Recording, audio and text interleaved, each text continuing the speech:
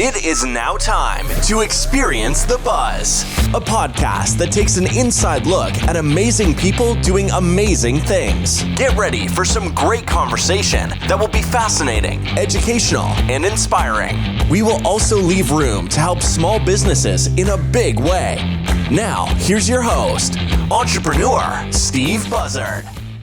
Hello, everyone, and welcome in. It is another edition of Experience the Buzz, episode number 142. Yes, edging closer to 150. Another benchmark, you know. They say in the podcast world, if you can get over 10 podcasts, you have succeeded. So we obviously have exceeded those expectations.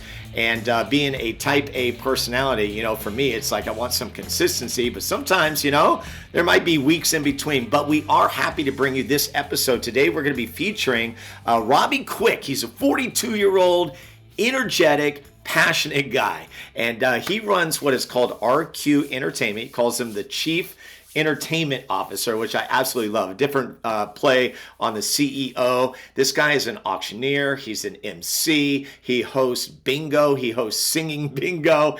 He could do it all, and he has done it all. He actually worked in a church as a pastor. He was a member of the Sacramento Republic as kind of their mic man in the crowd. He did the same thing for the Sacramento Rivercats, tried out for the Sacramento King. So he's done a lot, and he's got a lot of talent. And we have a great connection, which we will share in the first part of the episode.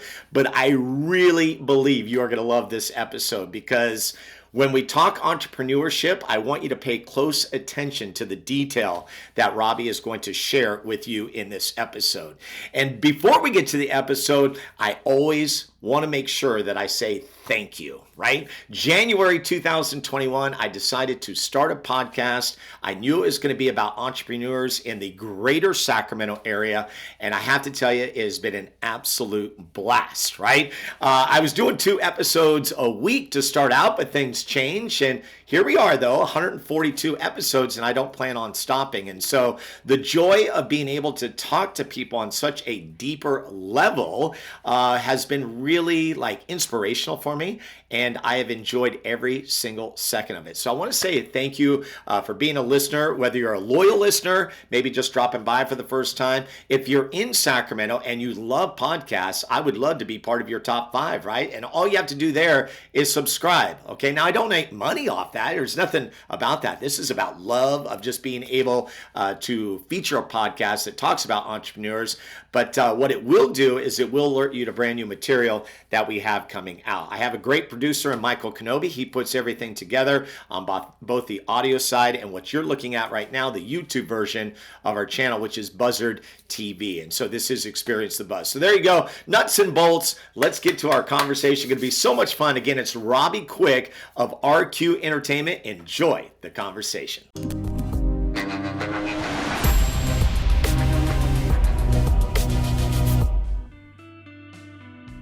Hello, everyone. Welcome. Yes, it is episode number 142. Robbie Quick in the house of RQ Entertainment. Robbie, Woo! How are you?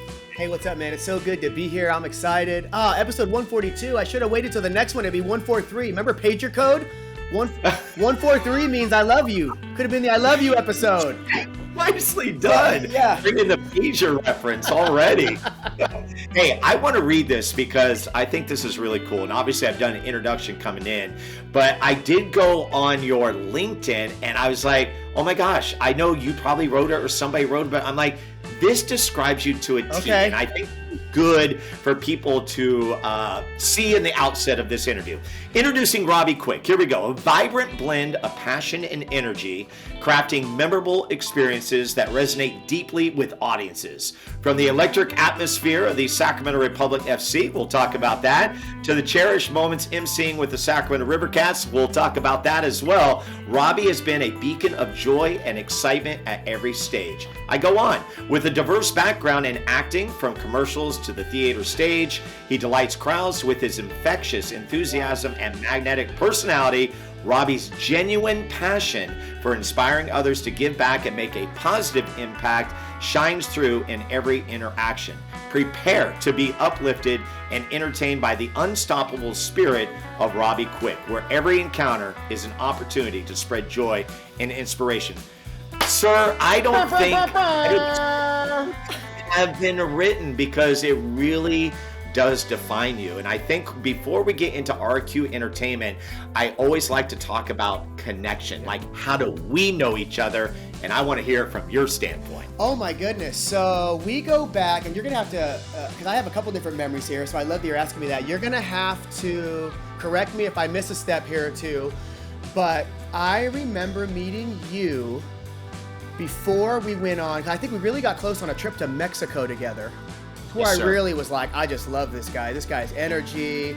This is where, we talked a while ago. I was like, oh man, this guy, we're like a similar vibe. I really, and like, what's the old school word? Game, recognize game. You know what I mean? Yep. Like, that's like, Yep. I was like, oh man, and I also thought how much I could probably even just learn from this guy. So that was my first thought of you in Mexico when we got to know each other. But before that, I believe I was on staff with your nephew, and he really brought us together to get to know who each other were. Am I correct on that? We might is have met correct. before that. Okay, I thought we might have met. No, I think that's right. Tyler Swaney. Yeah. who is Oh my gosh, man. I mean, now a pastor down in Southern California. I obviously love him, and we've talked kindly about him often and how much he means to me. And even in just the short years that we even knew each other, felt like a guy instantly have known my whole life. And if he ever needed anything and called, I'd be there, Mm-hmm. And so then I got to realize you're his uncle, and that your entire family is just so amazing.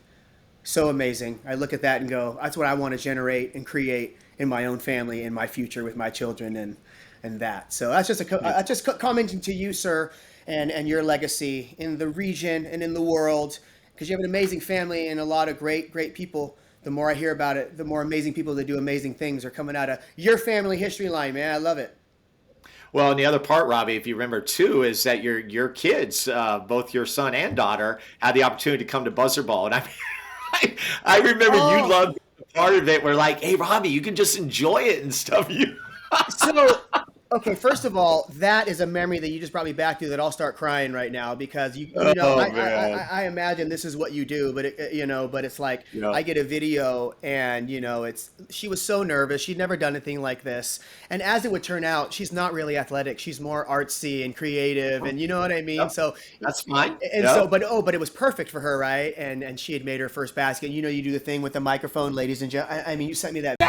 All right, hey coaches, this is London Quick right here, and she just did something very special. Can you say what she did, everybody? She made her first shot!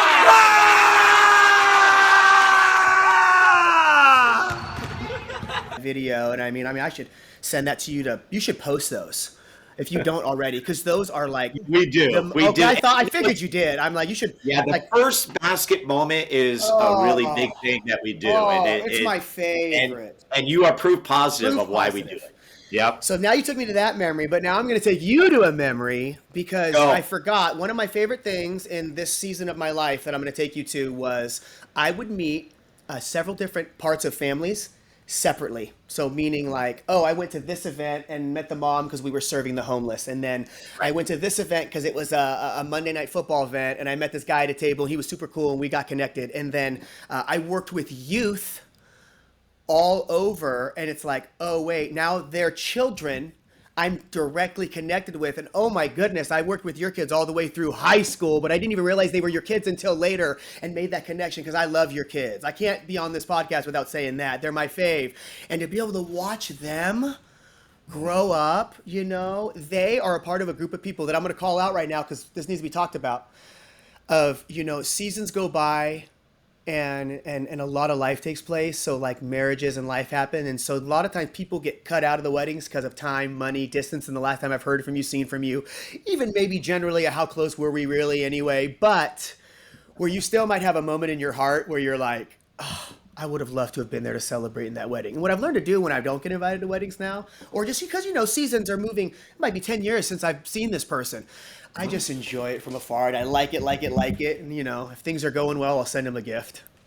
Because they're so special, and your kid. Exactly. And now to see babies on the way, I mean, and grandchildren, I mean, it's like, I get to watch that with like, honestly, and you do too, and you've been doing this longer than I have, so it's even, probably further down you're probably, you're going to see grandchildren, you're going to see grandchildren here soon here, bud. Don't get mad. Well, I have one and another one on the way. So No. I mean, like you've seen your own too, but now even in the students, even in your the kids you coach through the camps and through how many you'll probably be doing weddings for grandchildren if you haven't already. Is that right? That's got to be soon enough. I've had some full circle moments where I've been able to do some weddings for kids I taught. So it's removed my one generation. So, if I could do it, 20, 25 more years, yeah, absolutely. I'm just trying to call you old. I'm just being mean. No, it's okay. It's okay because I know it's what's inside here. The 55 thing is just a number. You're 55? Yes, sir. Oh, you make me excited for the future. My Sammy Hagar year. Oh, I love that. It's my Jackie Robinson year. There you go. Nice. I like that. Well done. Yeah, well done. yeah.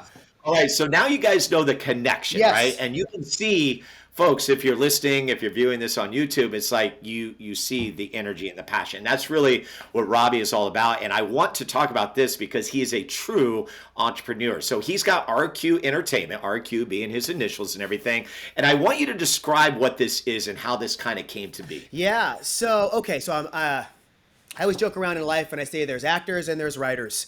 And I'm an actor. Sometimes people are blessed. They're both. I can write a little. And there's a little bit of an acting theater verbiage. So some of you are like, what are you talking about? Just have different ways they show up in life. And I've always been a very tenacious, energetic person. I love people. I'm an extrovert.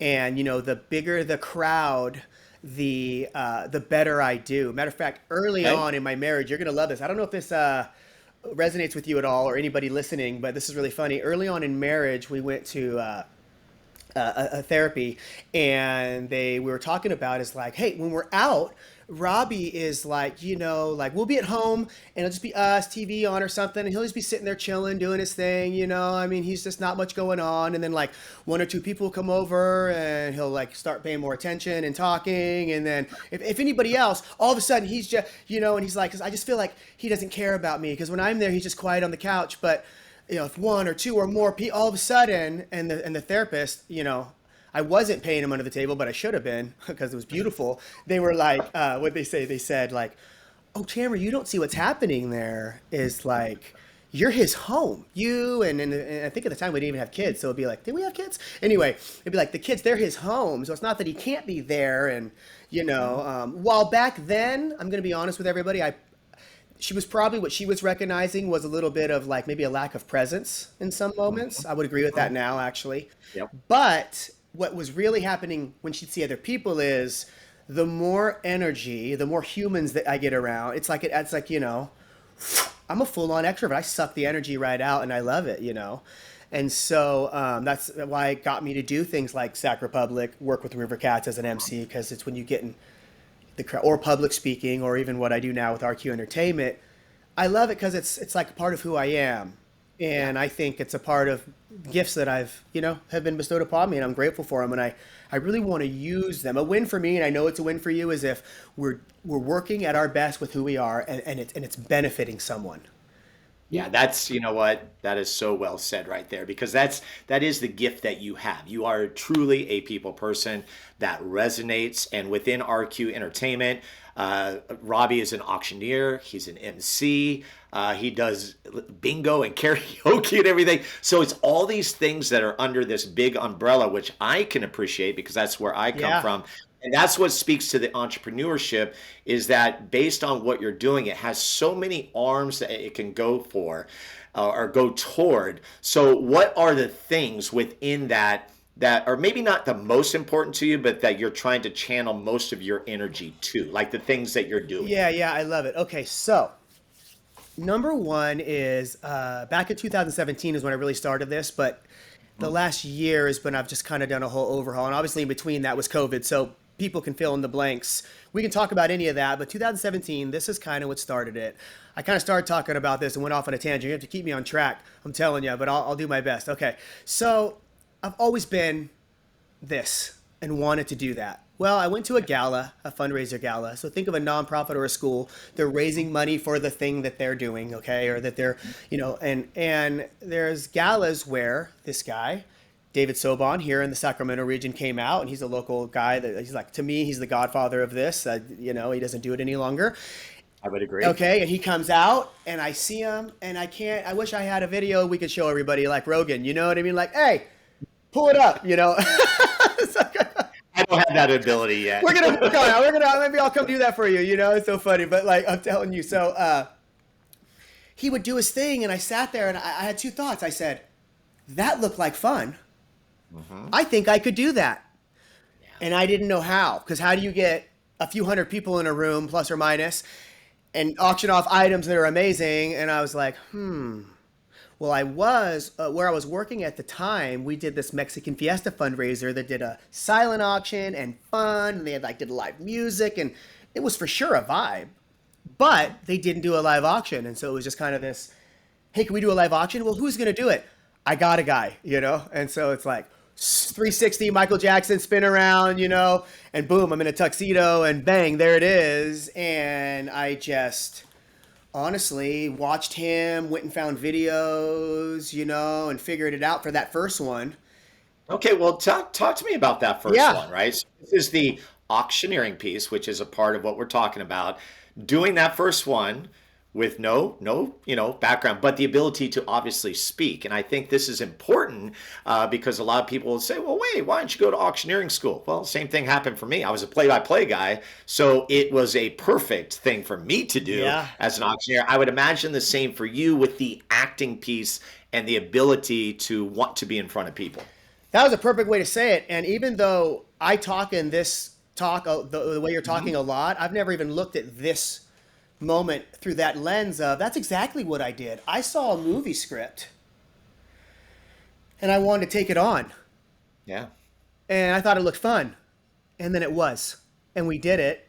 And the acting is the only reason I could do it. I had to just pretend that I knew what I was doing. And then I just did some common sense things like, hey, this is a bigger item, that's a lower item. How much should I start? Now I got lucky because I knew everybody. This room was packed. I would already be doing some form of entertainment from emceeing and beyond anyway.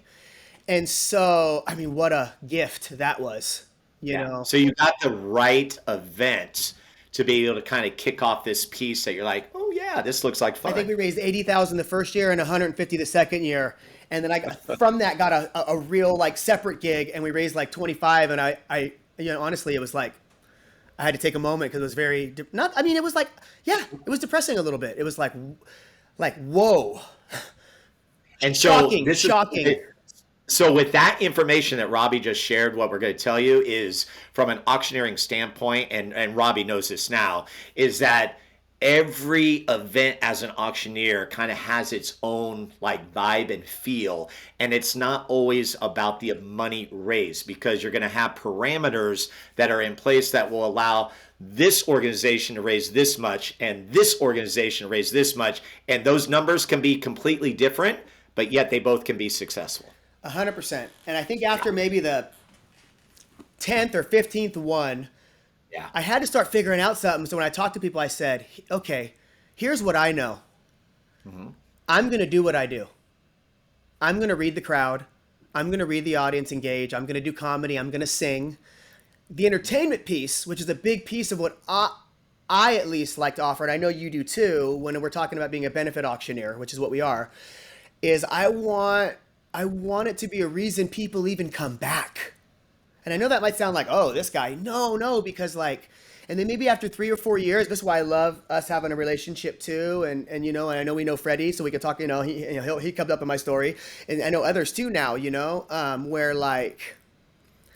I'm sure everybody's their own person, has their own ego, but I'm trying to be a realist in this thing. Is I could do an event 3 or 4 times, maybe 5. And then it's almost like if I'm a good auctioneer and it's let's find someone else who could bring a different twist, but do just as good of a job. Yep. And mix it up a little bit. Great point. And I'll tell you why. Because I learned that as a wedding DJ, is that you have these people around you that are great. And there is that little bit of ego that gets into you because, you think, okay, here's my value and stuff. But I learned really quickly, why not team up with those kind of people? Because that's the difference. And that's exactly what you're describing here, is that I'm different than you. Yeah. You're different than Freddie. any of the other auctioneers that are out there. We're different, but we bring good value to the group. So that's why if, for example, I'm booked, I could go, oh yeah, I'm booked, but guess what? I got someone who's amazing. Go to Robbie quick, Yeah. and then that way you give them the endorsement, and we realize there's auctions or there's weddings Yeah. for everybody, right? There's plenty out there. So I always say one of my mantras is there is no competition. You can't have that mindset. It will destroy you. You know, and it's funny because a lot of definitions, people don't realize a lot of our definitions of words are emotions versus actual definitions. And so like I started learning, it's helped me so much, and this might help anybody listening, is there's like what I see a lot when I see like Freddie, he's got a gig, he's got a gig, he's got a gig, or you got a gig, you got a gig. The emotion that could come up for me, especially a while ago, was like jealous, right? And I was like, whoa, whoa, whoa. And specifically you, like we have a deeper connected relationship, but I've gotten to know Freddie too, and I just like him, so like, it's like, okay, I don't want to be jealous. Well, then I really thought about what jealousy is. When I broke down what the emotion I was feeling, the definition of jealousy is not what I'm feeling about you guys. The emotion that I can only use the word is that, oh, they're doing something I would like to do. Right. And now I'm excited for them. And that emotion shifted into a go get them. And then it turned into encouragement of like, if Freddie has done a gig a night for the last 10 weeks, which sometimes he does, I'm dead serious, that means it's out there. Because the truth is, he doesn't have every single one. And he would tell you that. Yeah. So it's like, oh, and so now it's been beautiful. And now I don't mind. I can't do it. Let him do it. The truth is, whenever I can't do it and I've given either one of your names out, you both are already busy every time. So it's just, it's hilarious. I'm like, oh my goodness. Yeah. And that's great. Freddie was, he's featured on this podcast, and we talked about that. And when I met Freddie, he actually was one of my ringmen. And it was great because he then expressed an interest, and he really went to work. He went to the conference, he got certified, and then he came back and did the work that got him all the work that he's doing now. And now he's a household name. And it's like, kudos to that. Oh my gosh. Is his lane. And so from afar, I can appreciate that and say, you know what, way to go, Freddie. And that's why I love being able to have like people like you and like Freddie to be able to refer to, because even if you're not available, and you're always very, I guess, accepting of people saying, hey, we'd like to have you, but to be able to give an endorsement, I think it's the best form of advertising, because it's word of mouth, So 100%, 100%. Yep. No, he, both of you in that way have been so inspiring to me, because it really, I try to be a self-reflective person as much as I can, and it's hard sometimes. And so for me too is, currently, I also stay home with my kids. I homeschool them. And so that, I didn't know how much of a job that was going to be. Yeah. You know what? I was a teacher for 27 years. I don't know how parents do the homeschool thing. Dude. So I'm just going to go ahead. I'm just going to tip my hat now. That is something, because that is on top of being a parent. It's like now you're becoming teacher, almost like wearing a different kind of hat. Yeah. Give me the nuts and bolts of homeschool. Okay. I like that. I like that. I do. This is good. So this is how it started. I'm going to throw myself under the bus, but it was a while ago, and I was working with a lot of families for decades, doing coaching, pastoring. A lot of stuff. Yeah. And it was amazing. I kind of grew up from a little kid into a man in that season. And what I also got to see is a lot of families where it's just like, poof, kind of talked about weddings, right? It's like you start seeing, and it's just so fast, and it's like, wait a minute, my kids are growing up. That was one big thing for that. And I had this deep, overwhelming sense of like, everyone's like, why do you homeschool? Because of the vaccines? Why do you homeschool? Because of the, education system? Why do you homeschool? Because of, and I'm like, maybe a mixture of all kinds of those things. But honestly, for me, the big gipper in that moment, the genuine felt sense was, I'll never get this time back. Yep. I used to joke around and say, and listen, tongue in cheek, everybody, before I get pitchforked, okay? And listen to this. My joke was just like, people got it backwards. You work all this time, and then you get all the, then you can have the money to retire or whatever. It's like, no, I think that, and again, I'm tongue in cheek, all right? I think all the money should be loaned up front. Give me $2 million so I could just be worry-free and just homeschool, best life, dad, kid, mom, and then I get emotional. And then when they turn 18, 22, 20, and they go, and then we can just go back to work and pay it all off, you know what I mean? Because our system's not set up right, in my opinion. Yeah. And I had a gig at the time that should have been, some would consider one of the best, because but I was missing it too. And a lot of that had to do with, I didn't realize I was not super present, had a lot of undealt with trauma I hadn't dealt with, you know what I mean? And I didn't even know what that met with. And I am convinced though that our brains, the way they work is when we're super young, 1 to 7. Are you okay if I talk about this? I do have a minor in psychology. But bring it. Let's go. I asked the question, so let's, 1 to 7, is when all of that goes down in your brain and it forms who we are and how we respond and how we function, and we kind of get into the stuff. And then the next years are very formative as well, up until 12.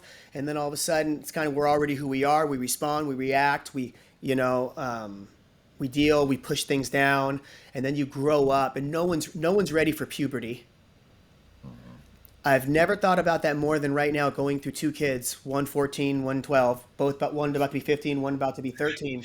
You're right in it. Yeah, and in a lot of ways, regretting some of the ways I parented, just kind of being like, stop it, or not having the space. But then now, just being grateful for the space that I have from some of the work I've done to be able to go, oh, this is a lot for you, and it's a lot for me.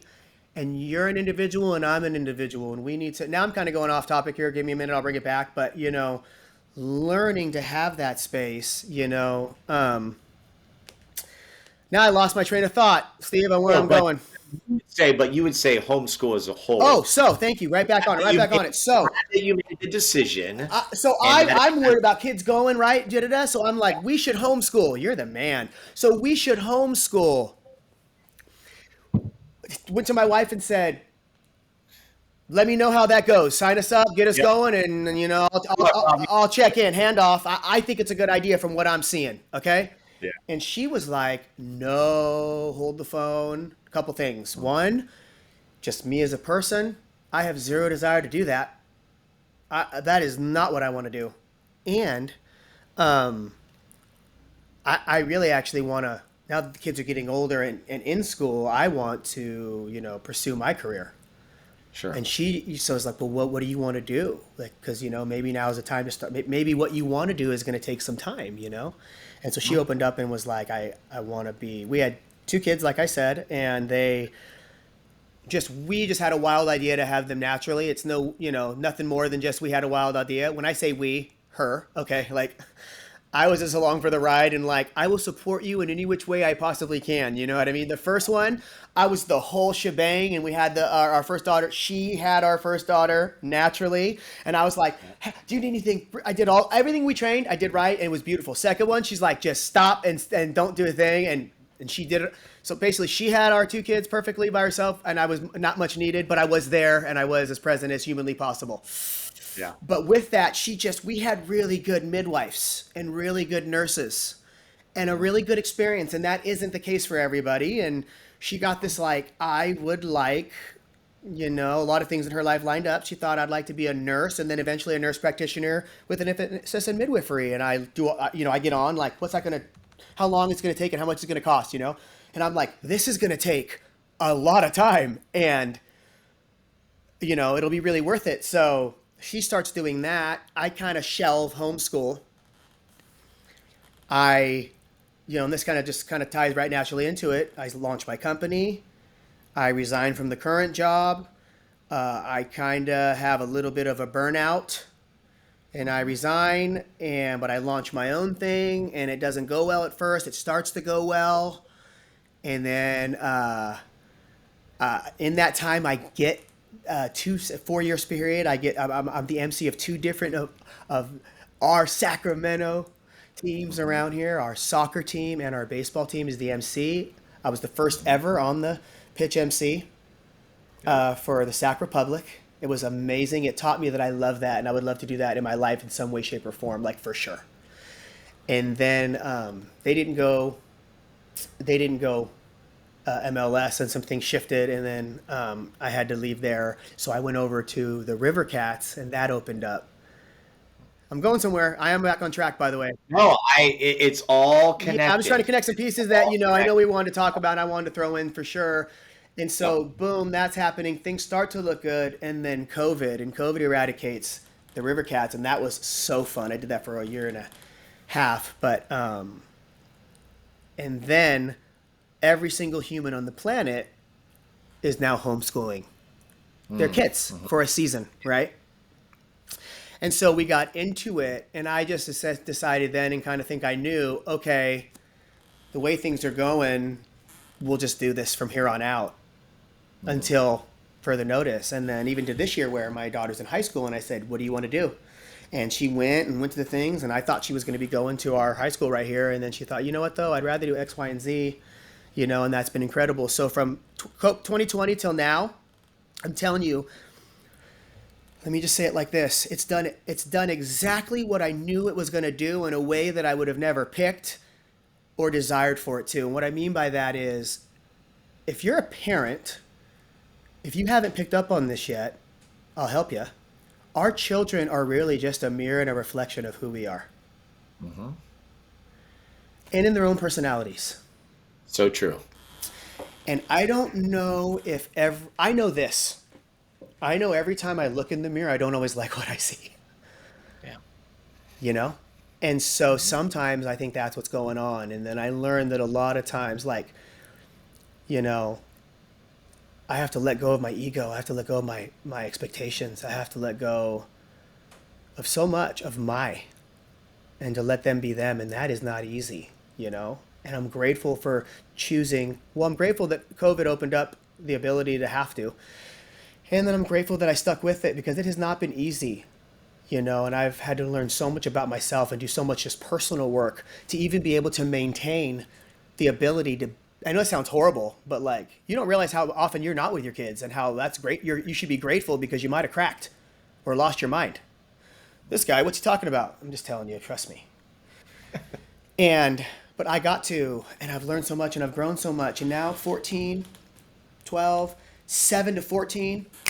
And I know Yep. It's a window. You've been a hero. You've been a gift to me, because I've watched you get to go through it. And all the people that are like you in my life, I send prayers, and my thoughts are always going towards you in positive ways, because you've given me a little buffer to where I'm at now. And I'm like, I've seen it. He's happy, and he's not depressed and sad all the time. We end up okay. I'm joking, but you know what I mean?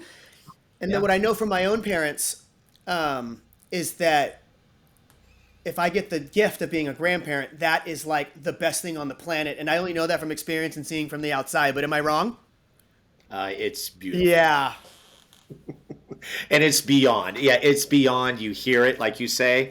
And then it's the same thing as being a parent. Like, you hear about it, then you experience it, and you go, wow, this is amazing, right? Hardest job, but the most rewarding job. Grandparent, it's like even at a different level. Yeah, that's what I see. Everybody will say, you get them for a portion of time, you get to give them back. Yes, that is definitely part of it, but there's something beyond that, because the other piece of it is not only the grandchild that you get to love and you get to shower and get to just bring joy to and enjoy their joy, is that you get to see your son or daughter be a parent. And there is something that is just super priceless about that. Come on. Just even the science and how insanely incredible it is. And the percentage of it, and the DNA transfer, when you can see your own mannerisms and your own looks and your own traits passed down through another generation. It's just so incredible to see that. I look forward to those days. If I get so blessed to see that and experience that, it makes me so happy.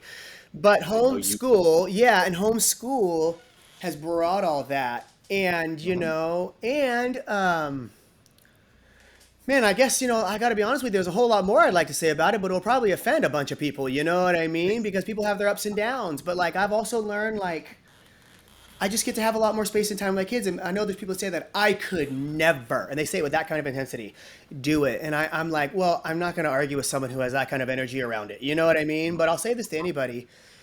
Anybody, obviously, for the most part, can do anything you choose to do.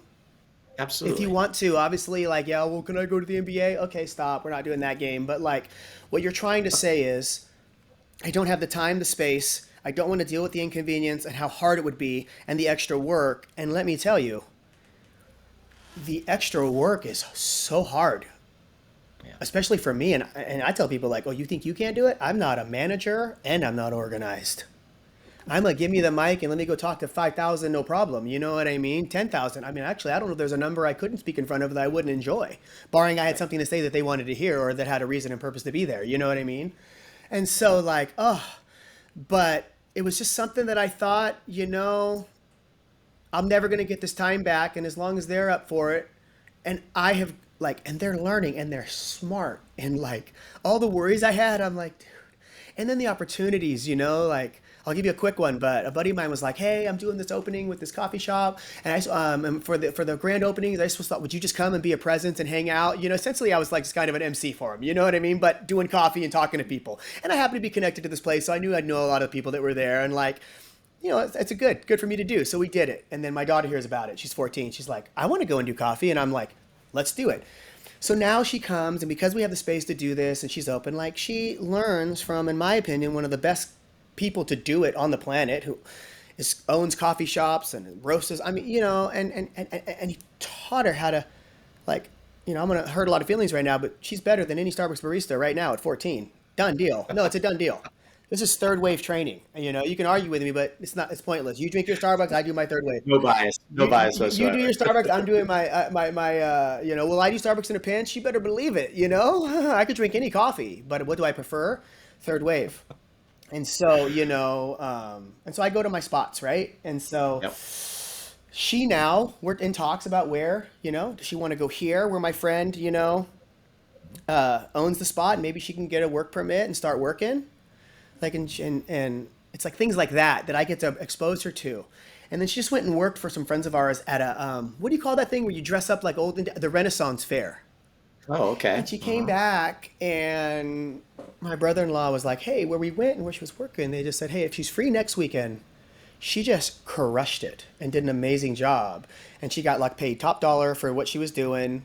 And, and she's coming home with a stack of bread going, what? And like, but she did that.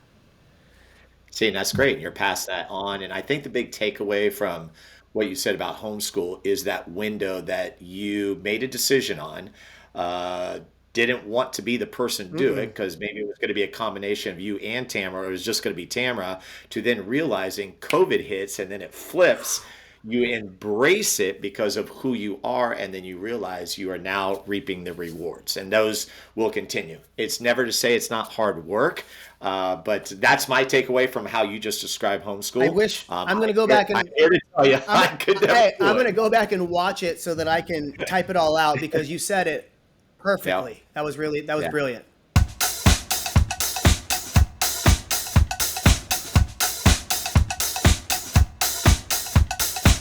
Well, what'd you think of that? Wow, lot of energy. As promised, coming to you from Robbie Quick. We had so much that we talked about, and we've got so much more around the corner. Do want to tell you that we have sponsors on this program. I want to start with MiKimos Barbecue, which is run by, yes, my producer, Michael Kenobi. That's right. Him and his father-in-law.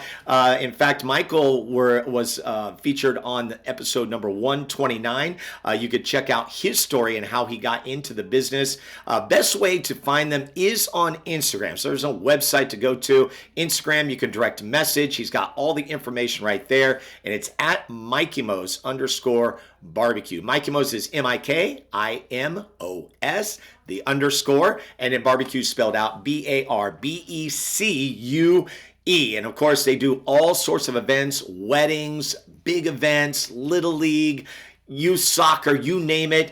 They serve savory barbecue delights for the greater Sacramento area. Your event, Our barbecue. That's their slogan. I love that. And of course, they want to make memories together with you. So big thank you to MiKimos Barbecue. Also want to thank my good friend, Dr. Julie Allen, who was featured here just recently on episode 137. She's got an amazing business, on-call personalized urgent care. She is actually my doctor. Now, here's the deal. I have health insurance. I do have a primary doctor, but if there's something like lickety-split that I need to get to, I just call Julie Allen. That's right. And she helps me out. So for example, during the summer, I had some, coughing going on and everything. She helped me with that. She actually was able to schedule some x-rays so I could check out if there was anything more. Good news to report. Everything is good. And so I love what Julie is doing. It's like an on-call doctor. Very simple. And you can find out more information on personalizedurgentcare.com. And you can also call her directly or text her directly at 916-347-4468 just to check it out. I would go to the website, see what she offers, because she does where you can do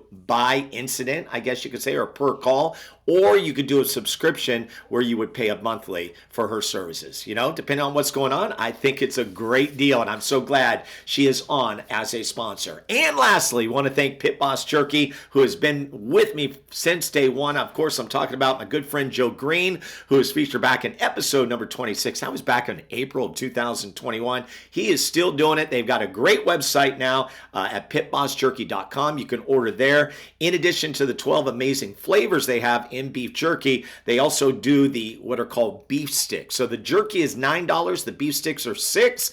You can order it through online. Again, pitbossjerky.com. My favorite flavor is the one named after this program. Yes, it's called Buzz Experience. I had a little part in putting that together, along with raspberry apple chipotle, island teriyaki, sweet summer, and big heat. Those are kind of my top 5 right there. But again, there's 12 flavors. So big thank you, MiKimos Barbecue, Personalized Urgent Care, and also want to thank Pit Boss Jerky. Now let's get back to our conversation with the one and only Robbie Quick.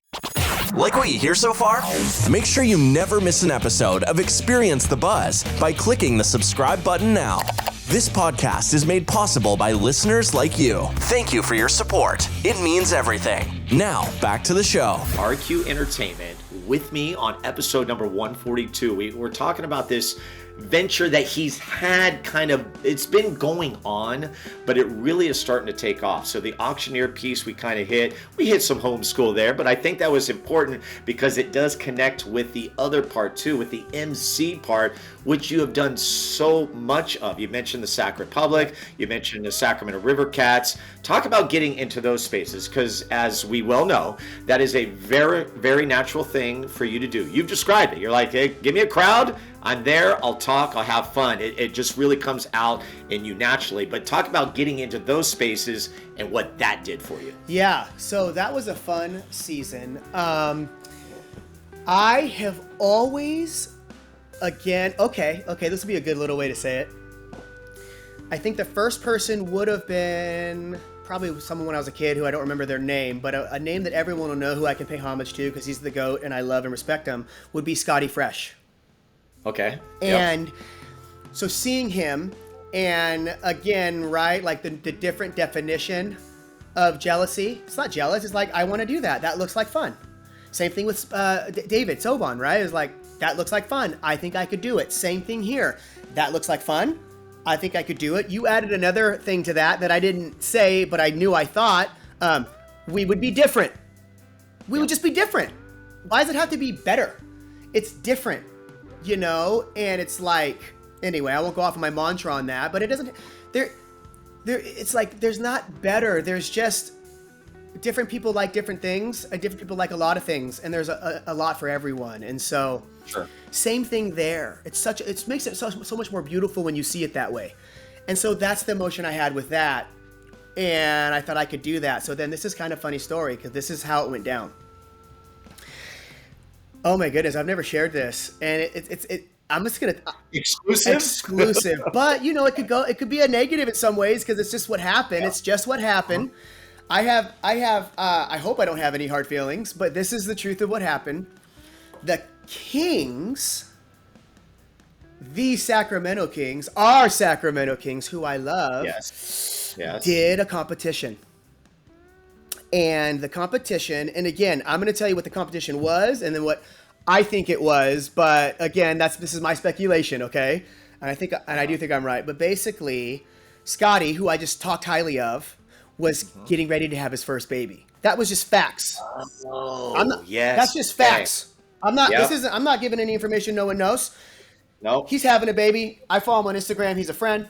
I mean, we're not like personal buddies, but I'm a friend on Instagram with him, and we've messaged each other. Okay, and I'm a fan. So I know he's having a baby. Now there's this competition. Okay, competition is who? And they're doing it public, right? Is Public it a public competition. Okay, so I'll talk about our parallel when you're finished. Oh, I can't with wait the to hear the story, and I'm gonna tell it as fast as I can because this is good. Okay. Yeah. But I'm a big, I watch Joe Rogan a lot, and so we can go 3 hours, bud. I mean, people listen to it, people can check out whenever they want. No, I'm kidding. Whatever you do, I'll do. So, okay, listen. So I had some really good friends of mine who are magicians in video work. They produced a documentary about cigars that is like, out of this world. And right when all this is going down, we were just, living in a season of life together. And so I'd be with him, my buddy just be like, let's do it. Let's apply. And he just created this thing to apply for this thing. And it's basically, and I wish I had all the information with me. I didn't know we were going to, I didn't even think, I've never even shared this. So I wasn't even, and so I thought was like, if I remember accurately, I know this, they're looking for an MC basically to come alongside just for a little bit of time. And then when he goes off and does what he should do is have space to be with his kid, this person isn't some random person who just showed up. They've been there. They can hang a few. Right. It was a beautifully well done campaign. It wouldn't be a cold turkey thing. You would be introduced softly, I guess. Now, yeah, I'm going to say that I'm a girl dad. I'm progressive. Okay. So I'm going to say this as wholeheartedly as I can. In my opinion, they were looking for a girl to come alongside them, which would be a beautiful little balance. Boom, boom, boom. Okay. I'm for it. Let me tell you, when I applied, when I looked through the videos, I didn't go, where are all the males? I said, who's the most competition? Now, the truth is, in my opinion, which means nothing, the ones that gave me the most like, whoa, man, was like 2 guys and then all females, like 3 females. And now everyone did a good job. And whoever did it, in my opinion, is like, kudos to you, because it was hard for me to even do it. It was so hard to do it. And he did such a good job. I thought, this is so good. Let's just put it out there. Well, then it went to, they're going to pick who it is. And then there was a crowd favorite who would get to do one time or something along those lines on this date and all that jazz. All I'm saying is I believe they picked the right person to do it, and that I believe I won the crowd favorite and should have got that one, but they actually gave it to someone else. Okay. And here's the beautiful thing though. My high school years paid homage. My church showed up and paid homage. They didn't pay homage. They voted, paid homage. What'd I just say? Paid homage. They paid homage to my MC greatness. What in the world? Oh my gosh. I don't even know what that means. So, but they show was so nice. You know what I mean? So cool. And I didn't get anything. But that video was so cool. Well, then not long after, I saw it pop up. Sac Republic's looking for one. This time it was like this. Take out that one. Take out Kings. Insert Sacramento Republic FC. Fun, right? I mean, if I find the video, I'll send it to you. We can play it at the end, like, what do you call it? B-roll, the takeouts. You know what? If you do have it, I do. Please. Okay. We can. I do have a producer on this program. Okay. I do. And the only reason I say, just please remind me if I don't send it to you like today or tomorrow. But I want to send it. No problem. I want to send it because it's an energy kick. You know what I mean? I think a half course shot that I won a trip to Africa on it. Like, it's perfect. It was perfect. He did it. They did a great job. It was perfect. And anyhow, so with that, I didn't get that, but I did. I ended up getting it live on Good Day Sacramento. I won live on Good Day Sacramento. Went on, or not. Yeah. So was the Sac Republic thing? Was that a public competition? That was the public competition too, and I won. That's good. Okay, I'm glad you won. Yeah. I don't know about public competitions, but Yeah, I anyways, did. go I ahead. did win this one. Mhm. We could talk later about what I might think of some of that stuff, but anyway, because you're probably not too far off. But it's all entertainment. It's all entertainment, and so it Yeah. is what it is. Yeah. And so I got that one, and then River Cats came Yep. through meeting a couple people who worked there who became friends who were able to get me an Okay. introduction to some stuff. So So what didn't work for the Kings got you on with the Republic, which yeah, is great. yeah, We know that's a big and I think problem. if I echo what I said just maybe like 15 minutes, a minute ago, it's like I for sure with that one, even though it was a real interesting segue out, I learned that I love it. Like, Yeah. oh man, it was so much fun and it was so Mhm. natural, you know. Yeah. Um, and That was, I mean, yeah, perfect role for you. So Yeah, and so that's so and great. it's this thing too. Like, there's this old saying, or a saying I've heard a lot. It's like, everything happens for a reason, and there are no accidents. And I'm not here to try to prove or disprove that saying. I understand what it means to me, it's pretty special. But Yeah. also, I took on like a little mantra that is essentially, it's my name's Robbie Quick, and good things happen to me. And I just want to walk around thinking about that all day long. Like, I just want to. And it hit me one day where something that like wouldn't be a perceived positive happened, and I'm like, no, I refuse to go negative here. My name's Robbie Quick, and good things happen to me. What's going on here? And it's like, well, wait a minute. If the monster's true, that doesn't mean good things are always going to happen. Perceptually, it means good things happen to me. And so maybe if this didn't work out, that's right. Yeah. I don't like the word right because I don't think there is right and wrong. I think there's results in feedback. So if the feedback, I learned a ton. I was able, for a lot of the stuff with here, with Republic, even the River, I was able to see a lot through the results, a lot of feedback. Feedback on their end, feedback on my end. Some stuff that weren't great on their end, some stuff that weren't great on my end. I got to learn if I was willing to put away my ego, which is just not easy. Yeah. At least not for me. At And least not for me all the time. I'm yeah. getting way better.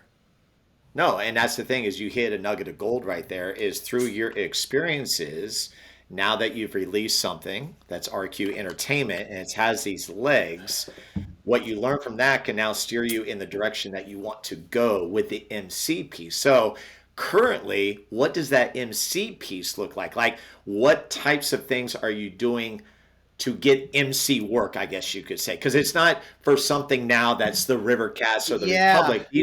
You're talking like speaking engagements and stuff. So I am curious about how you're able to operate that leg of your business. I like it. So can I say something to what you just said and then jump into Yeah, that? yeah, absolutely. Um, Man, it's so easy when you're looking back through a rearview mirror, or when you're looking, they say hindsight's 2020. So if I'm looking back, it's like, well, of course, we could draw a different path that is easier or faster or smarter, or I can erase stuff, erase that, please.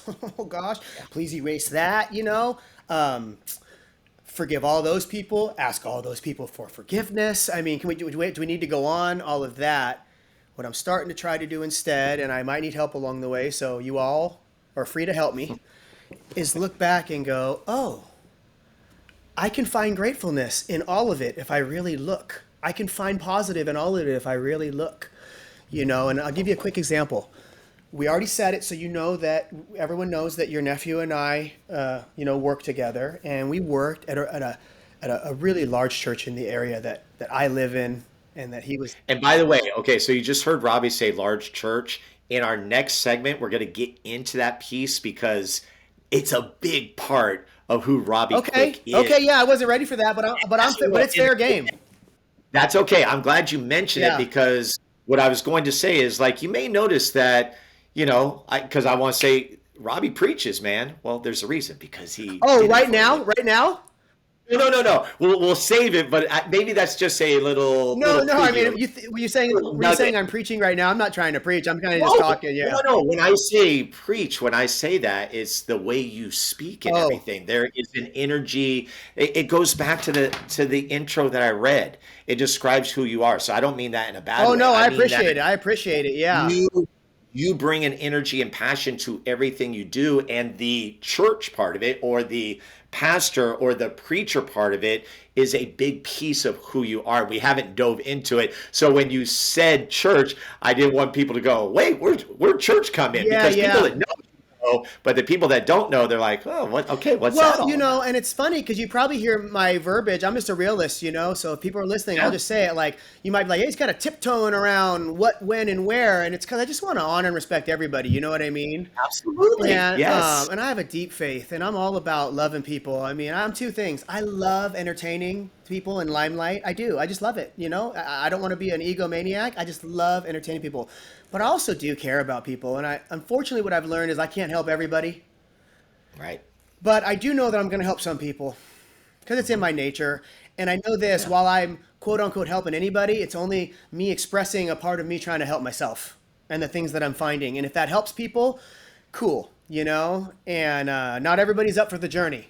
And I respect that. And I think you could ask any of my friends that there'd be moments where they might say, hey, I'm not looking for any type of this, that, or the other, and I don't bug again, And so I try to stay with that. I call that meeting people where they're at. Where they're at, yeah. And so then, and so with that, what I'm talking about looking back and seeing gratefulness is like, oh my goodness, like things that you wouldn't, and what I mean, things you may not even think that you saw that. Like, I was on a staff and I had a team, and we did things where there was, budget to do things for the things that you're doing, if that makes sense.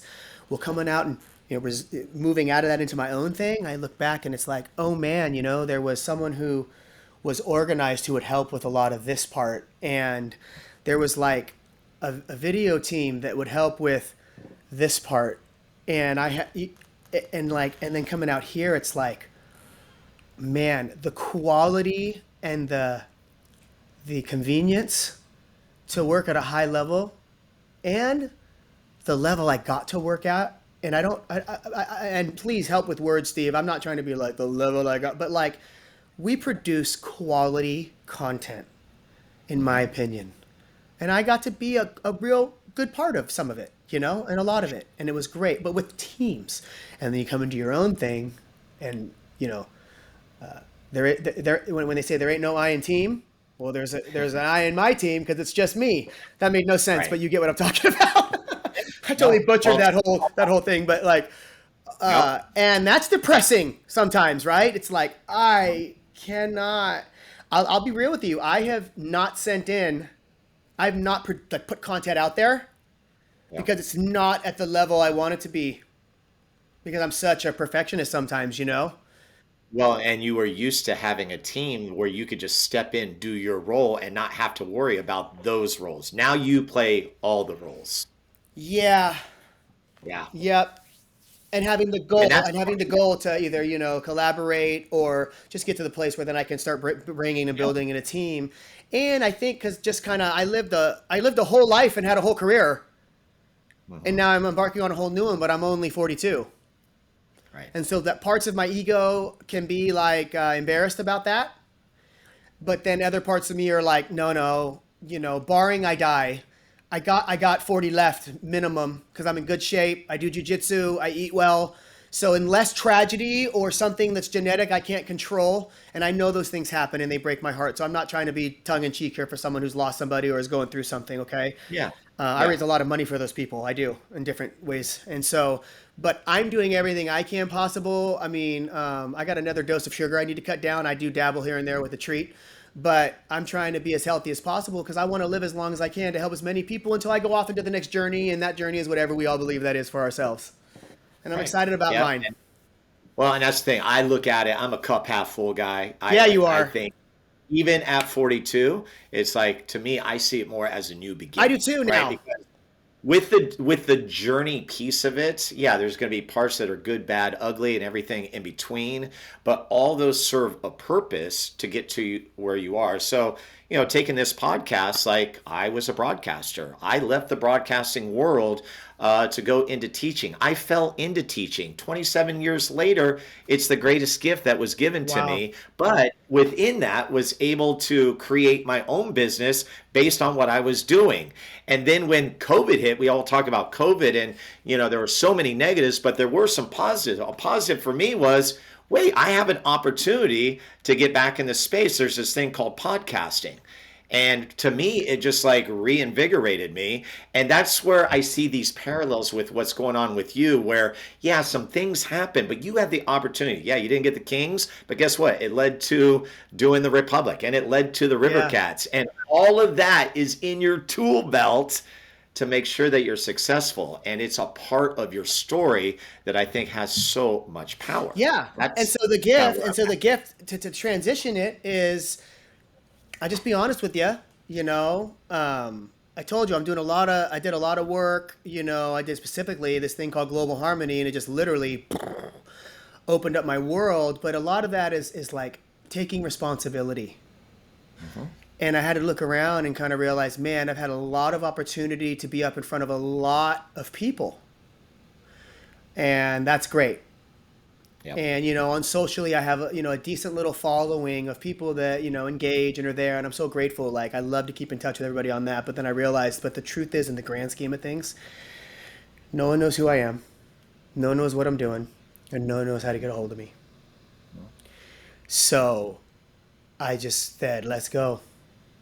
And started digging and started working and started, which is really funny, because when you first asked me to be on here, it was pre-COVID. I was in a deep spiral, burnout, depression. I had not done any personal work, right? And I remember the text, and I remember feeling so bad. I was like, I don't even know what I would talk about. And you know what? I felt your honesty within that response that you gave to me. So yes, I asked Robbie like months ago, maybe even a year or so. Yeah. Yeah, we've been on for almost 3 years. It was one of the early ones. I'd have been in one of the, maybe not the first 10 or something, but I remember, because I remember watching it going, he's doing it. I'm trying to figure things out, but he's doing it, Yeah, I think it was 2021. Yeah, it might have been 2022. It might have been like just after you started with 2022, okay. Yeah. Yep. Wow. Yep. But then this one though, right, has been such a gift because I'm doing what I just said I'm doing, and I told you I don't know what I'm doing. I know what I'm doing. Let me be clear here. That's a little bit misleading. I somewhat know what I'm doing. There's a lot of factors that I really don't have a whole lot of info on. Plus, they're super inconvenient, and I'm doing it, and it's like but I'm watching little things, and then you got the text like, "Hey, dude, you're I just love the trajectory and what you got going. Let's get you on." That's positive feedback. And that's the results of what I've been doing. And now, what do you think I'm going to do? I'm going to keep on doing it. I'm going to keep on putting the content. I'm going to keep on showing up. And so with emceeing,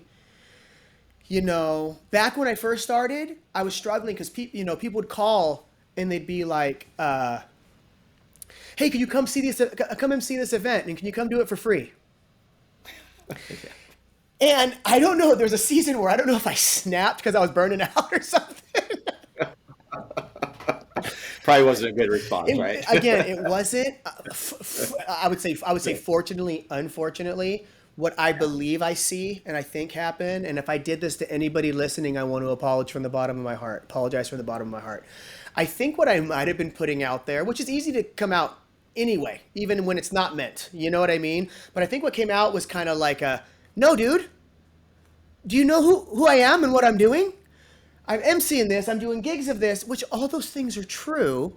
But then the heart of it too was also like, and I need the money. Like actually, and that's hard to share because that's like, and I'm dealing with people who are multi-millionaire gazillionaires, and I'm my what I do is on that level, you know what I mean? But maybe with just all and again, I worked for nonprofits and churches my whole life. I never built up a real heavy portfolio. It was never about that for me, and I always struggled with that, and even now I'm basically learning to just defeat this notion that I can't be wealthy and have like anybody else has. But if I have to work hard though, and it's cliche, right? But it's like talent, you got to have hard work and talent, I don't know how it goes. I wanted to nail it right there, but I don't have the motivational poster in front of me, but you know what I mean? Where like hard work beats talent every time, you know what I mean? Essentially. And What I realize is I was living off the mantra that I deeply believe. Can I share this for a minute? It's the mantra I deeply believe that is like, if you look at a body, if we are ever sick or something's wrong with us, why? Because something's wrong with our body. So, your pinky toe may not have much significance until it's gone and you realize it handles all the balance of your body. And also that hurts when it's gone and it's, and you have phantom pains and then there's infection, right? Or let's go internal, anything, right? You have a disease. Disease isn't really a problem. It's what the disease is doing to some part of your body that's shutting it down or causing it to correct. And so now you're like, and so the body's important. And so when I look at life and I look at humans and I look at personalities and I look at interests and I look at gifts, I just see a bunch of different parts of, I'm not like being all like we're all one, although maybe someone believes that. But what I am saying is that we all play a piece. And so for me, I think my heart without ego is saying, if all the other pieces would just come around me and I could do that piece that I do, woo! I seen it like this much when I worked at the church. What we can do together. Wow. But no one wants to do it for free. I don't have the money to pay them. Or, like in this moment. And that's hard to say. Because I need to be telling all your listeners, I'm rich, I'm successful, I'm perfect, and you want to hire me. I'm joking. I'm being funny. But the truth is, this is where we're at. And like, I'm learning valuable lessons of like, oh, but if I go and do all this, I've just never been a businessman. Yeah. In that way. I've been more of like a coach or a minister or even, it's interesting to say just with who I am now, but a pastor to so many who are.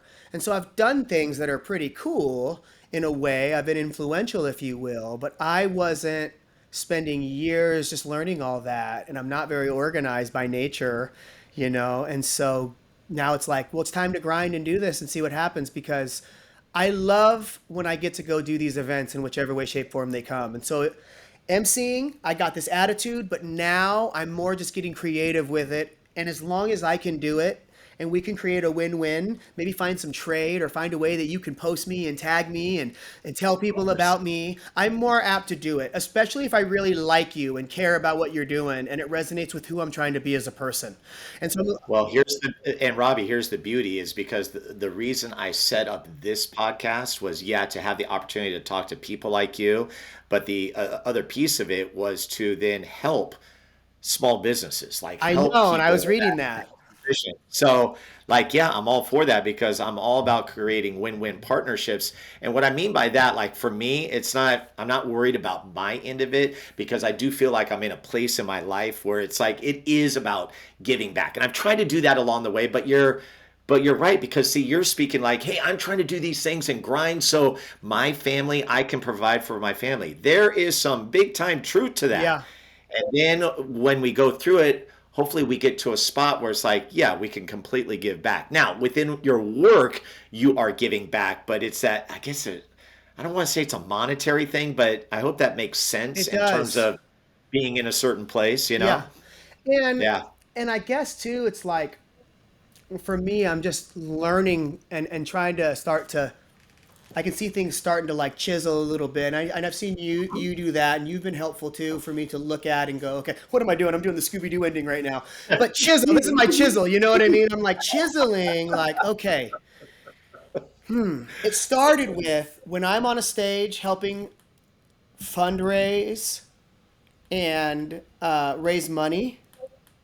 I don't know that I do that piece any better now with more experience than I did the first one I ever did.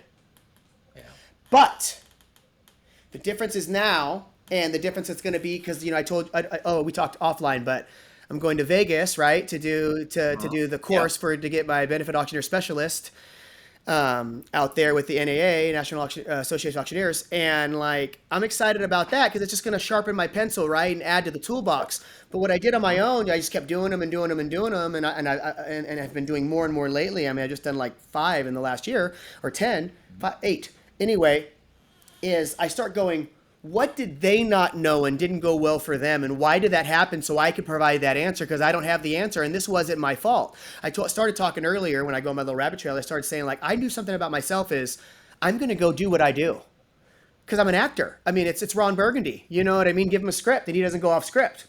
Go blank yourself, San Diego.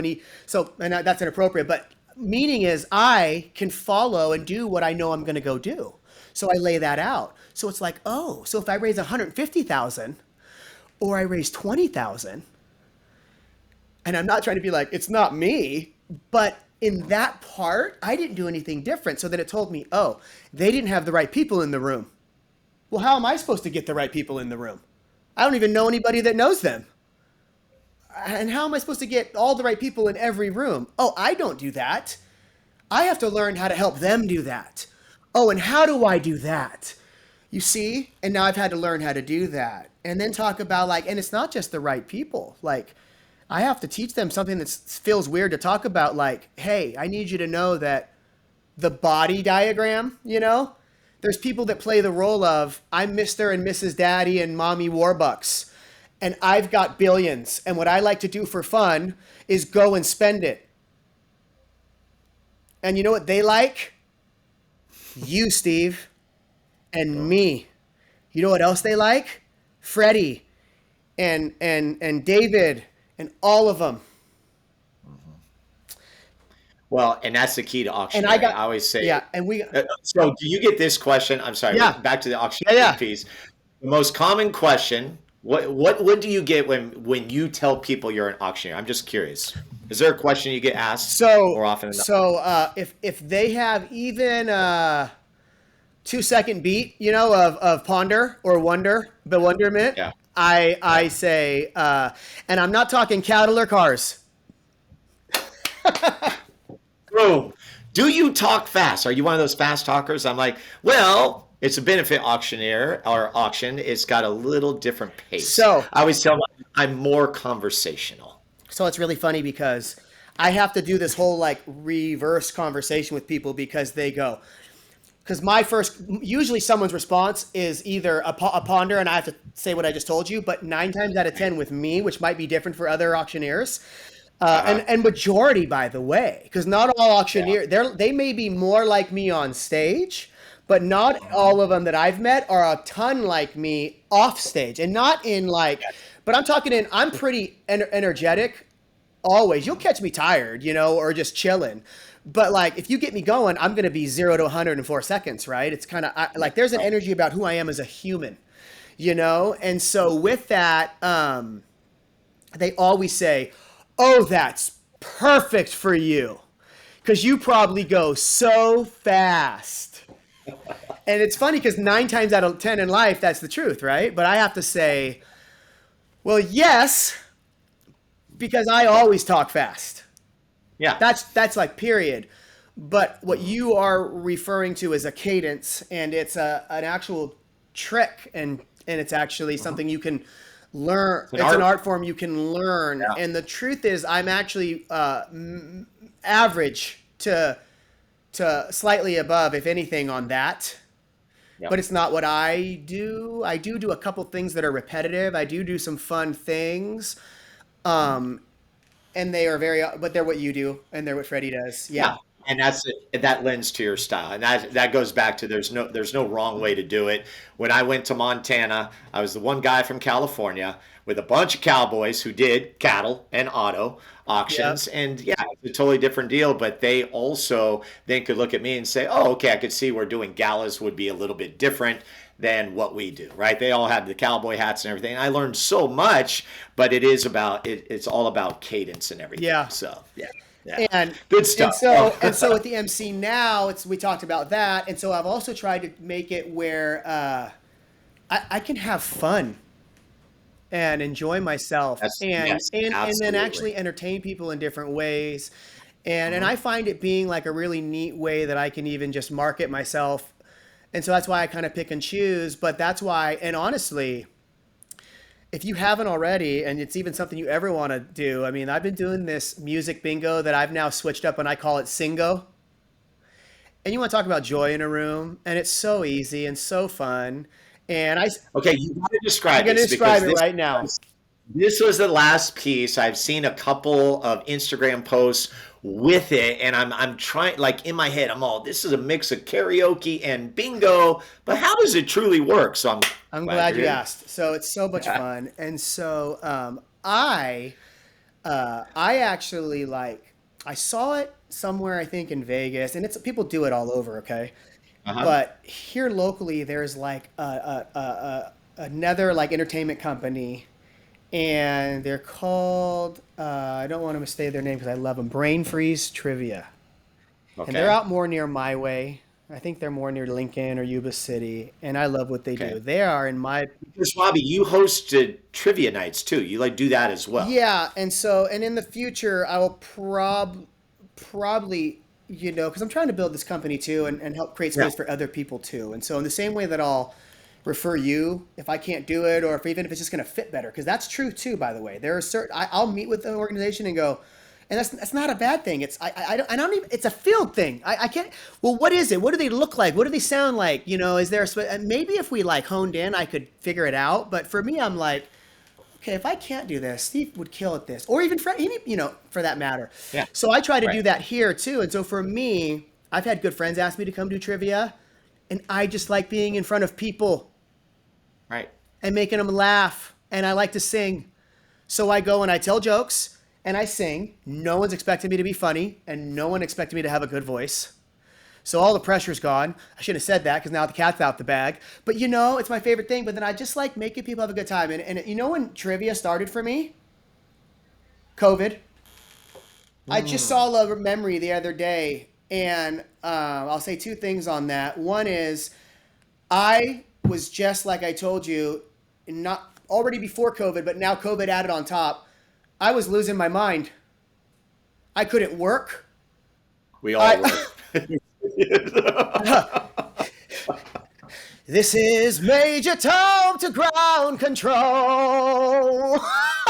I mean, dude, I was floating. I lost all my money in crypto. Oh no. Bro, our pets' heads were falling off. Okay, we're gonna erase this part, right? I think this was. I just needed therapy. It's all raw, I just baby. needed therapy All on this raw. one, and I did it.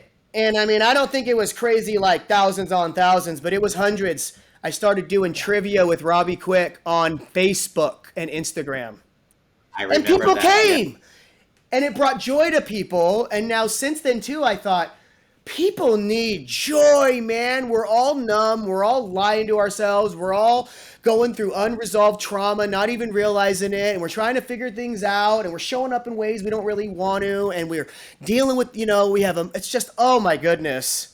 And so I'm like, if I can't lead you to healing through therapy and things like harmony and rapid transformation, or getting your faith in line, or whatever we can do to get you to be honest, to take responsibility and face the things that you just haven't wanted to, and try to figure out why do you do the things you do, because it's not your fault, but you are responsible for it now. I want to help give those people joy and do it all over the place and make a million friends till I die. And then if along that journey too, people start going, what are you doing? I'll go, here's a few things that I do, man. If you want to talk, let's figure it out, And I know I'm going to end up coaching as well as a part of this, but it'll be a different version. It's going to be a real in-depth life, living together. You know what I mean? And like, Yeah, so that's kind of the it's the beyond beyond. I thing, think I got a decade for that. Unless someone calls and says, I right? want it now. Well, You can come stand next to me and do as I do, but yeah. I'm not ready, I totally. I can teach you where I went fishing and kind of how I caught a couple fish, but we'll need to walk this road together for you to catch fish on your own. And obviously I'm using that fish metaphor. If you don't know Yes. it, well, just Google it. But that's where that came. So trivia, it's like, I like it. Cool. You call me, you pay me enough, I'll come do trivia and I'll make you a good deal. But then there was bingo. Buddy of mine said, will you come do bingo? I go, what are you talking about? They go, bingo. I go, like, straight up bingo? Like with the dots? He goes, yeah, kind of. We got cards and beans and a big old deal with ping pong balls. And I'm like, I'll do it for you. Show up. Marketing. It's marketing, right? No, and I love them. So I go and I do it. Boom, boom, boom, boom. Spin the thing, start playing. For one, all these little niches do have people that'll start coming out who are just these kind of people, and they're my favorite people, and they just love to come out and do these things. and they're there for it and they're having a good time. And then other people just come in because it sounded fun. And I'm there for both of them, right? But I'm playing bingo and just first spin, I'm spinning it. And when I roll back, I go, wait, if you roll this way, you can just mix the balls up and nothing happens. But if you go backwards, the ball pops out and people are losing it. And I'm not doing comedy. That's just really what happened. And that happens. That happens right there. And that's what I love. I love doing that because it's natural. And that's why I don't do stand-up yet, because I got to come up here and make up crap and make it funny, and I got to try to get you to laugh. Or I'm like, can't you just be around me and we'll just laugh together, and I'll laugh at you and you'll laugh at me, and we'll laugh, we'll cry. You know, what do I always say? If you don't laugh, you'll cry. So we might as well laugh, you know, but feel. So I go do all that. And then I see Brain Feast Trivia, and they do this thing called Music Bingo. Their trivia is some of my favorite in the area. When I'm free, my wife and I will go play. I don't do any of their trivia. I'm sorry, where is this? Where exactly? That's a great question that I know better. This is in the greater Sacramento area. We both live in the greater Sacramento area. I'm more in the Placer County, you know, east area, like Roseville, Lincoln, Rockland, you know, even like Loomis and Newcastle and Auburn. And then I'll dip, right? Because I love to go. So I'll go all over Sacramento. But I'm right now just trying to focus on that area. For auctions, I'll go anywhere. I'll fly to you because I love it. And actually, that's on my vision board and my to-do. I want to go out of the state, and I want to start doing these all over the place, you know, because it's cool, and I love it, and I'm really good at it, and I'm learning so much. I want to help these organizations do it. And so, but on this, so the trivia, they're doing it out here. They're out, and this is where I get all over the place. They're over here, and we go, and me and my wife, we'll go play. I love it. Like, I love trivia. We have a good time. I go out with some of our friends, and we go to different places and do trivia, and we ran into them a couple times, and I loved it. And then someone asked me to do it. So I've never done their trivia. They have a thing. They do teams. They really do a great job at this. They do a great job at everything. But I would just do standard stuff, 90s, this, that, and the other, you know. And my wife would write it. I would write it. Some of my friends there would write it. And I would just make sure it made sense and it was all true, you know. And there's even a difference between, like, our trivia is different. Mine is all true. You know, I try not to have any mistakes. Sometimes there are, you know what I mean? But we're having fun. And we're giving away prizes, you know what I mean? Theirs is like they have teams. It's week after week. They do tournaments. They're amazing. But they did this other thing called Music Bingo. I like to call it Singo. Singo. I see it, you know, I go to see them do it. And their cards are www.freebingo.com. I'm like, I love you. You gave this gift to me, you know, because odds are if I called, they might not want to give it to me. They may, but they may not. I don't know. You know, everybody's different, egos. I always send people to them for trivia because they're, you know, Single, obviously I'm going to do because I love it. But if I couldn't, I'd have them do it.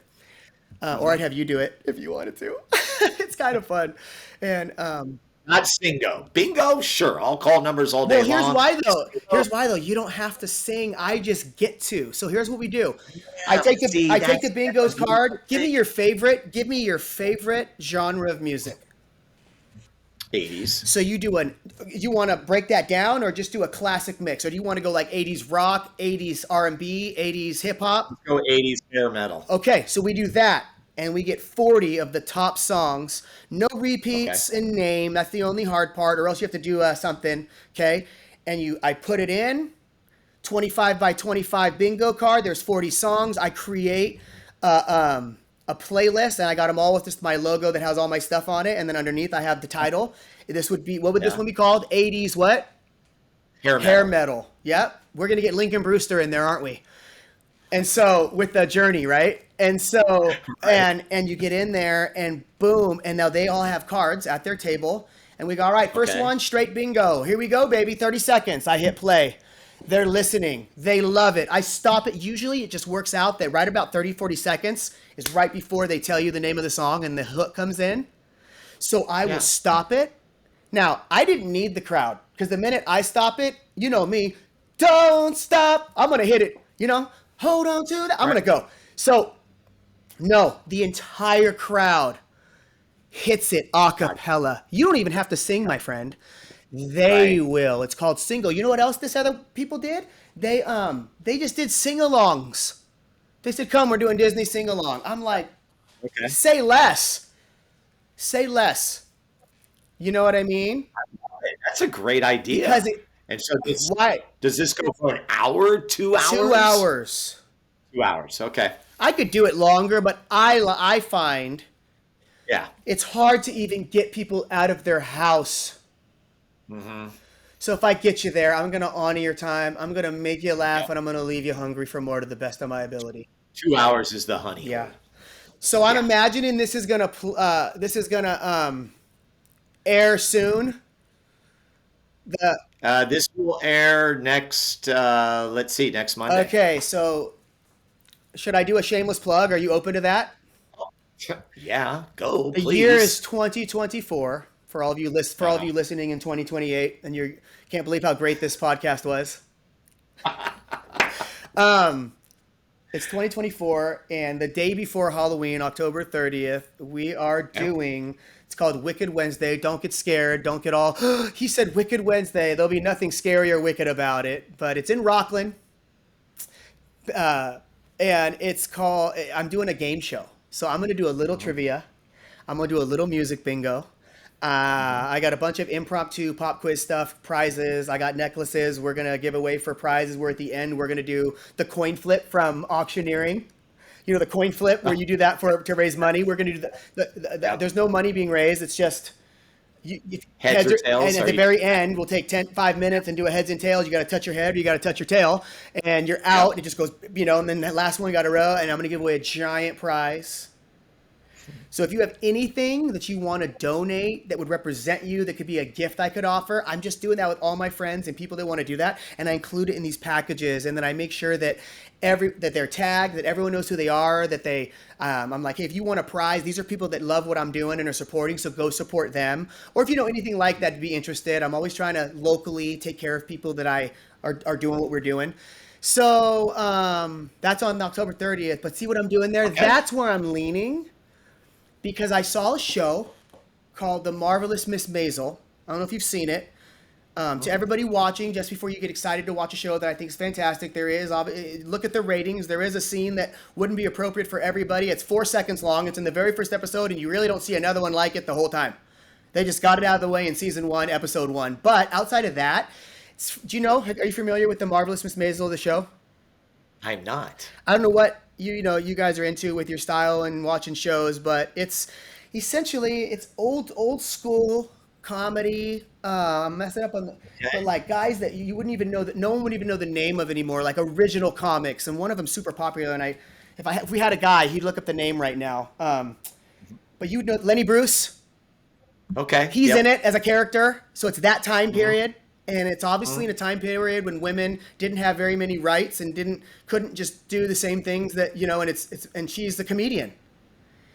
Okay. And, she's at a house, and it's her and another guy, and they're hired at a party, and they're literally just telling jokes and telling stories and being funny and talking to people while walking around. And I thought, that's what I want to do. So you had another one of those moments like you did with Scotty Fresh, like you did with David Soban. You're like, I'd like to do that. And I realized for now, I have nothing, like just coming and being there wasn't enough because they don't, I'm nobody. I think if I'd have got there and they might have been like, who's that guy? He was a good time. Have him back next time, maybe. But nothing enough of but then I'm like, okay. And then like trivia, it was like, I could do that. But I'm kind of like not phoning it in. I always take everything seriously, but it was like, that was fun, but I didn't feel, but like, I'm starting to narrow it. And then, look at this. Now I'm creating we don't have game shows really anymore. Like in the way where you're doing like live, you know what I mean? And I've never even, so then I look out. So then I look out there and like, it is happening in different ways. I look out there, I'm like, dude, they do this bingo rave thing, and it's a tour like Stomp, and so all of a sudden I'm like, okay, maybe, but I just want to do it a few times right around here where I live and take it as high, make it as legit as I can. And if that goes really well, but I don't, but how do I start? Well, I'm starting right here. I got an hourly fee. I'll work with you. And if you think it's too expensive, I promise you it's not, because people are paying $5,000 for DJs to come and spin, which I respect. And I'm doing DJing now because it's a passion. I'm this close. I think if I met with you one time, if you were willing, I would be ready.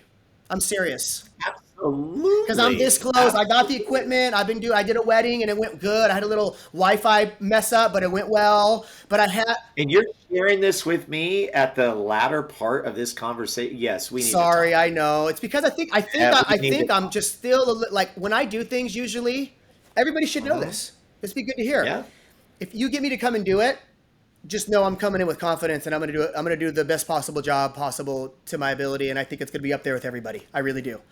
But if I hesitate, it's because I don't feel that way yet. Now, some would say, and I'll let you say this because you know me well enough. Some may say they're like, dude, people would love your DJing right now. I don't know why you're not doing it. And I'm open to that. I'm open to showing you where I'm at. But there's a couple questions I have that would give me the confidence to say, now I know I'm bringing at least as close to top game as possible. You know what I mean? But why? Why do you DJ? Why do you DJ? Because you love people and you love bringing entertainment and joy to people. And dude, who doesn't have fun on the dance floor? Exactly. It's the Come best on, place man. to To be. pour some sugar on me, man, dude. I've never seen anything like it, dude. And I was doing it. And I'll probably do it. Oh, my Well, gosh. and here's how I feel. I don't, Robbie, I feel like we're going to have like a part 2 to Okay, this. I would love that. I would love that. There's so much, but what I love about this conversation is I can see how your brain works. And that to me is the true blueprint of what I believe the entrepreneur mind is all about.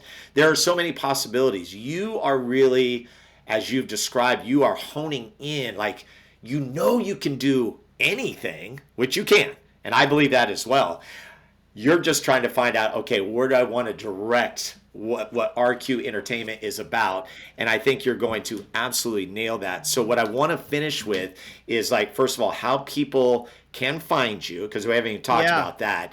And then what would be your final word from an entrepreneur that is talking to other entrepreneurs who are listening to this going, man, this is amazing. How do I wrap my head around that? Yeah. Well, a couple of things is on any socials, so Instagram, Facebook. If you look me up under Robbie Quick, ROBIQUICK, or at RQE Live. So it's just Robbie Quick Entertainment Live. Pretty much most of the things I do are live. Just want to come up with a catchy little handle there that's available everywhere, and that seemed to be the best one. You can go online, you can email and or you can go to the website at rqentertainment.com. And that has all the links on there too. I should have just given you that. But you can find me anywhere, or you can obviously, they can connect with you and you can point them in my direction as well, I'm sure. Yeah, and just so you know, all this will be in the show notes. When we push this out on social media, we'll make sure that we drop all of that for you. And, you know, everybody's at a different stage of life. Everybody's at a different stage of their career. Everybody's a different, a different type of entrepreneur. But here's the things I can take away is, man, just put the content out there. Go and meet the people, do the work, do the research. I don't think people that make it, or that are these big names or have all this money or that are booked everywhere, that seem to put off this idea that it just happened, that must just be their ego, because no one, I haven't found anybody, unless they were really, really, really just completely born into money, and that's just not what we're talking about. And that's cool. I love those people. Good for them. I love it. But that's not what we're talking about. We're talking about those that are doing this on, really doing this from nothing, or from minor, not everything given to them, or not have all the things. There's no getting away from hard work. So the people we just talked about, someone worked hard. Dad, mom, grandma, grandpa, aunt, sister, great, maybe they were from the line that invented the wheel or fire, and it's just been that's major success. You don't lose that juju. I'm joking, but like, I don't know, but it doesn't matter if they don't work hard still. It probably will go away or won't mean anything. And so do the hard things, find someone to help you do the hard things. For me, it was hard to find people to do the hard things. So now I'm doing them. And I tell you this, no matter who you are, I would encourage you, not just for the sake of being an entrepreneur for your life and for your career, but for the sake of you as a person and your family, ask the hard questions about your life too, and who you are as a person. I know that isn't necessarily what this podcast is about, but this is who I am. And so if you have any energy negatively around therapy, let's have a conversation or talk to someone, because that's ridiculous. I'm just going to say it. That's ridiculous. All therapists do, if they're good, is listen anyway and point you in a direction to figure things out for yourself. Yeah. If you have a faith, start listening and hone in, okay? And do that with the best of your ability, and look at your results and look at the feedback. And if you need a place that you can have space to do that, then you get a hold of me too. But look at that, because it'll tell you. It'll tell you. I look back, I see a lot of feedback in ways that my results, they had themselves, and I can change those. And now I'm doing the best I can now. And work hard, work hard, work hard. What's that mean? It means do the work in your life. We're not going to leave this planet and go wherever we're going without doing work. And so maybe the first thing is just, we talked about it privately, right? Like facing that right there, responsibility, and the fact that we got work to do and it's time to go. And so that's my encouragement to you. Because when you do the work personally, I'm finding things will start to open up more and more in line with your career. And a lot of us are just stuck in ruts because we got so much going on the inside that we're not really either being honest about or actually even looking at. And that's a bummer. So I didn't want to not end without saying that. No, and I'm glad you did. And that's it really kind of brings this whole conversation to just a great end, because I knew that this was going to be great on not just the level of what you're doing, but everything else around it that surrounds it and makes who you are. And I'm proud to call you Likewise. friends. And, it's great that we're, in the same spaces. I'm very jacked up over the fact that you want to be a DJ and are doing that, because we could talk about that. And here's the thing. I do truly believe that whatever you decide to do, you're going to be great at. And, but you're learning. That's what I like, that you're accepting the fact that, I'm doing some hard work that I never really had to do before, but you're open to that. As long as you're open to that, I think everything's going to come. Yeah, and let's maybe, if we can, let's you and I be more intentional, connecting more often, even if it's monthly or quarterly, and just connecting, maybe iron sharpening iron, wisdom. I'm not in an old joke way, but literally the wisdom you can give me, and how everybody can learn from everybody, and we can touch base with each other more often. I'd love to even think like the way I am now is like, what is your next 10, 15 years? Right. And what is Feel the Buzz going to do? And what is Buzzard Ball going to do? And is there some more evolving in the micro sense, to the macro of what you do? Because you're a powerhouse too, right? And you've influenced so many people too. And you understand by the way you live that the body, we all have that we're fitting a piece to the body to make it run healthy. And you do so. I've learned so much from you. I've been encouraged by you. I've grown from you. And so just sometimes you need to hear it again. You are killing it. This podcast has beat any records that I've seen of what people on the average, what they do. They usually don't make it past, I think it's episode 21. They usually don't. I mean, there's so many things, and it's so cool. And I hope I hope it's benefiting you just as much as it's benefiting everybody else. I really do.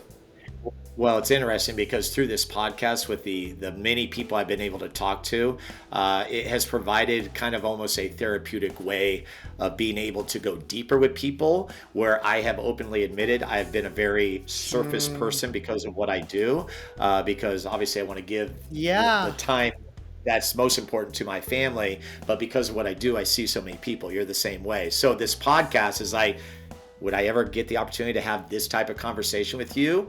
No, and I admit that. Yeah. But here it is, and it just feeds me. And so when you say, "Hey, let's check in," boom, I can commit to that and say, "I really want to be a part of that." I love it. So, yeah, good stuff. Well, Robbie, thank you very much for the opportunity to share your story. And we really, believe it or not, folks, we only scratched the surface. That's why there will be a part 2. There will be a part 2 for sure. So, Robbie, thank you. Thank you. Okay, we'll take a break. I'll come back with a final word. Be back right after this. Like what you hear so far? Make sure you never miss an episode of Experience the Buzz by clicking the subscribe button now. This podcast is made possible by listeners like you. Thank you for your support. It means everything. Now, back to the show. All right, so there you have it. Another episode in the books. Again, a big thank you to Robbie Quick. Amazing story to tell. And, I said it in the episode, but we truly only scratched the surface. This guy has got so many incredible layers to him, but you can feel his energy and passion. And I love that. And him and I are only 13 years removed, but I see a lot of parallels with his career and my career. And it's like, and you can come in tune with that. And I really hope, like with these episodes, that even if there's one little thing you can take away, that's the win. That's the victory right there. And that is why I'm doing this podcast. So again, we invite you to subscribe, be a part of the community. When I say be a part of the community, hey, listen, we're closing in on 2,000 subscribers, which is super awesome. And I'm not really worried about numbers. I'm just worried about, or not worried, I'm excited to just be able to put out material that will hopefully inspire you. I am all about being an entrepreneur, big time, okay? So we will do it again, no doubt about it. And as we always like to say at the end of the show, that's all I got for now. Talk to you next time. Goodbye, everyone. Thank you for joining Steve this week on Experience the Buzz. Steve would love to hear from you. Leave a review or contact Steve directly with any questions at scbuzzard@gmail.com. To see the other adventures of Steve Buzzard, be sure to visit buzzardball.com.